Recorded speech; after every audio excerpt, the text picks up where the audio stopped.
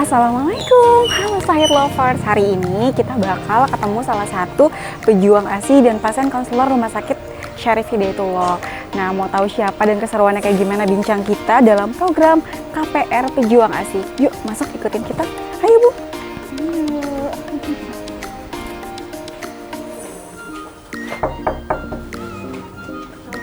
Assalamualaikum.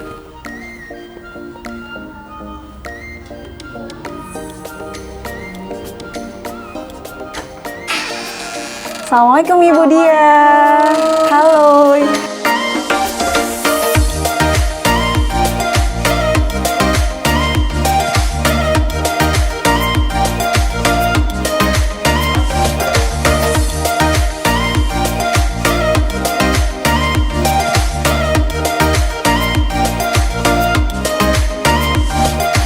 Assalamualaikum Ibu Dia.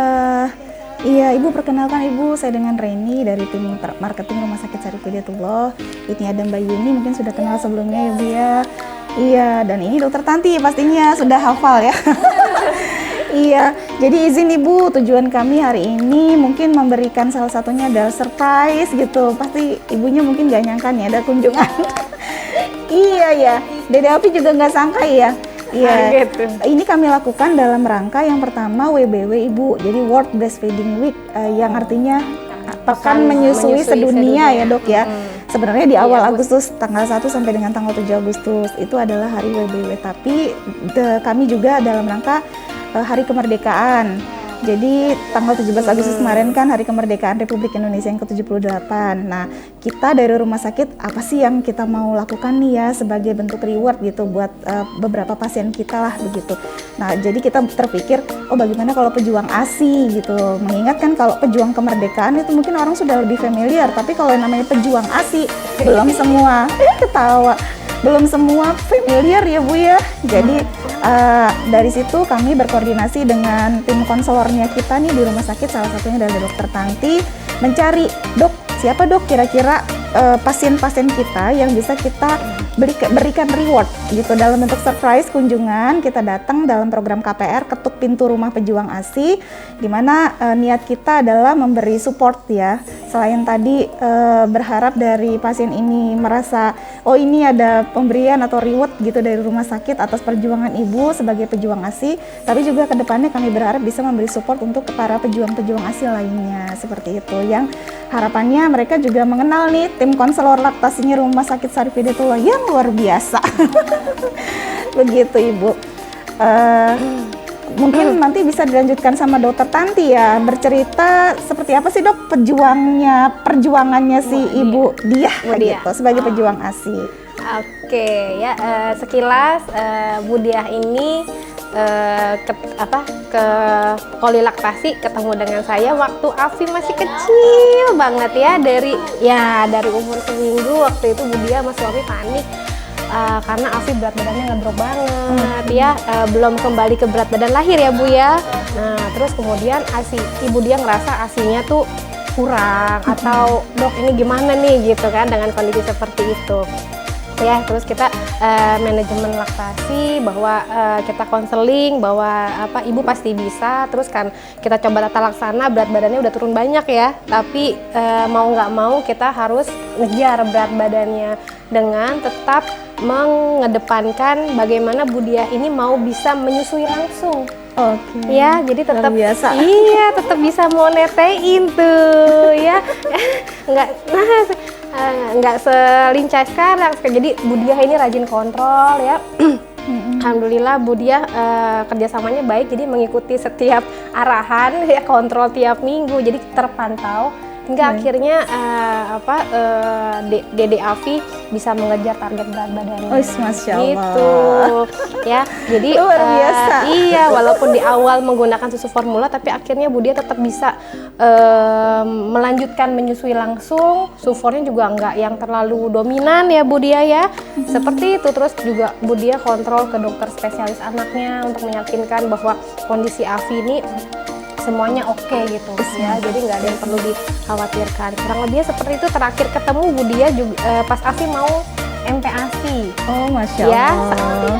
Nah, sampai ya, ikut Bu, ya? sampai ikut acara acara masak-masak Budia. Saya juga kaget loh. Budia dan Alfi, tapi saat itu Alfinya bobo ya.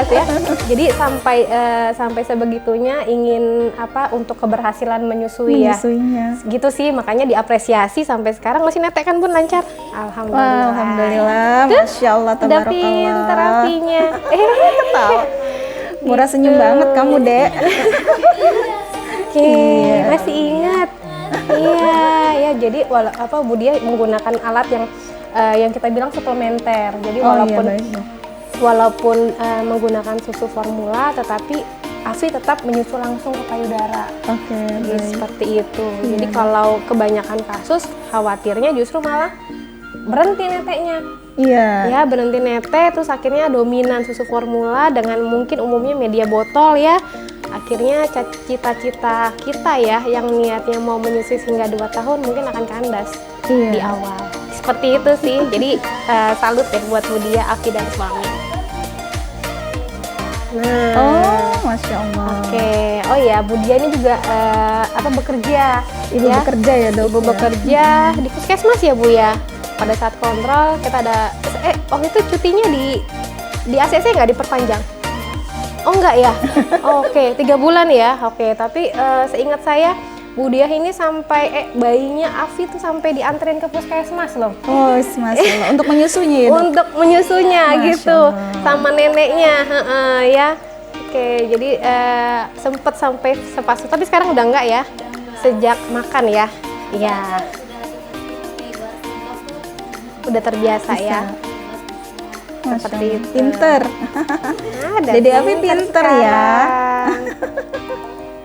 Oke, mungkin kalau dari versi Budia gimana? Nah, Budia, silakan Budia bisa bercerita kira-kira seperti apa perjuangan ibu sebagai seorang ibu bekerja yang awalnya mungkin menggunakan support tapi berniat untuk benar-benar serius memberi ASI eksklusif, akhirnya bisa sampai saat ini. Halo Syahid Lovers, perkenalkan nama saya Ibu Dia. Saya sebagai salah satu pejuang ASI dan juga pasien konselor laktasi dari Rumah Sakit Syarif Hidayatullah. Izinkan saya berbagi pengalaman, sharing informasi mengenai perjuangan saya dalam menyusui, memberikan ASI eksklusif kepada anak saya. Di sini saya juga sebagai ibu bekerja. Halo Syahid Lovers, ada tambahan nih, ada dedenya ya. Di sini saya Ibu Dia dan juga Dede Afi ingin berbagi pengalaman. Nah, di sini awalnya Dede Afi ini dari seminggu udah ke konselor laktasi yaitu Dr. Tanti Rianti. Nah, di sini pas seminggu berat badannya tuh sedikit sekali, turunnya drastis, 20% turunnya dari berat badan akhirnya dan juga kebetulan dia dulu dehidrasi. Nah, jadi kebetulan kita ada informasi dari Google ataupun dari teman, ada konselor laktasi di Tangsel ini ada di UIN, Rumah Sakit Syarif Hidayatullah. Akhirnya kita kesana lah, ketemulah jadwalnya di hari Selasa dengan Dr. Tanti Rianti. Nah, Dr. Tanti menimbang Afi, taunya berat badannya udah berkurang 20%, terus akhirnya dikasih arahan sama Dr. Tanti manajemen laktasi, dicek juga tuh cara menyusuinya udah tepat atau belum, cara gendongnya udah pas atau belum, terus juga diajarin gimana caranya yang benar, kan cara menggendongnya yang baik gimana, posisinya juga, dan juga nggak cuma satu posisi gendong, ada banyak cara. Kebetulan kan saya juga nggak yang terlalu bisa megang gitu kan, jadi diajarkan gimana cara posisi yang nyaman buat saya gitu. Terus juga perlekatannya juga dicek udah sesuai atau belum, seperti itu. Terus juga paling kendalanya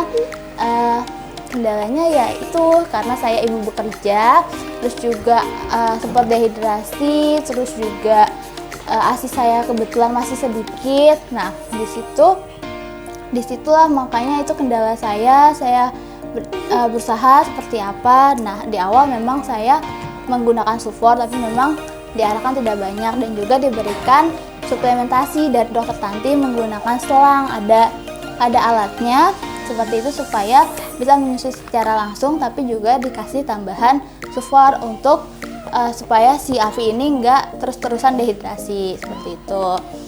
Paling terus juga kendalanya karena saya bekerja, cuti saya cuma 3 bulan, terus juga udah habis cutinya, akhirnya saya dan kebetulan ada neneknya juga di rumah. Nah, neneknya ini alhamdulillah bersedia membantu. Jadi jadi sebagai tim support, jadi bisa membantu membawa Afi ini ke kantor. Jadi bolak-balik kantor, kebetulan kantor saya juga dekat dari rumah. Jadi tetap bolak-balik kantor rumah seperti itu. Sampai akhirnya Afi udah mulai bisa dilepas perlahan-lahan, jadi sekarang udah nggak ke kantor lagi, tapi tetap di rumah, tetap minum menggunakan sendok ataupun gelas gitu. Cuman kalau pas saya udah pulang, nyusu sama saya lagi gitu.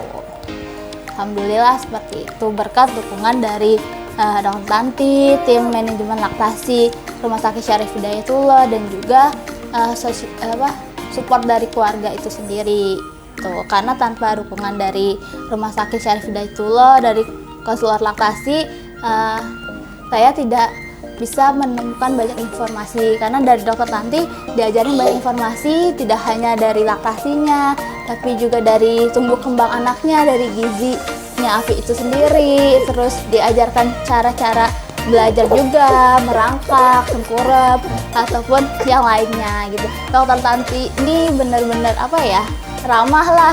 Jadi setiap saya tanya kan, saya banyak bertanya kan sebagai ibu baru gitu kan, banyak informasi yang butuh saya dapatkan gitu, karena saya nggak tahu nih Afi gimana ya, ini harus seperti apa, seperti itu caranya gimana. Jadi saya minta bantuan informasi lebih lanjut dari Dokter Tanti.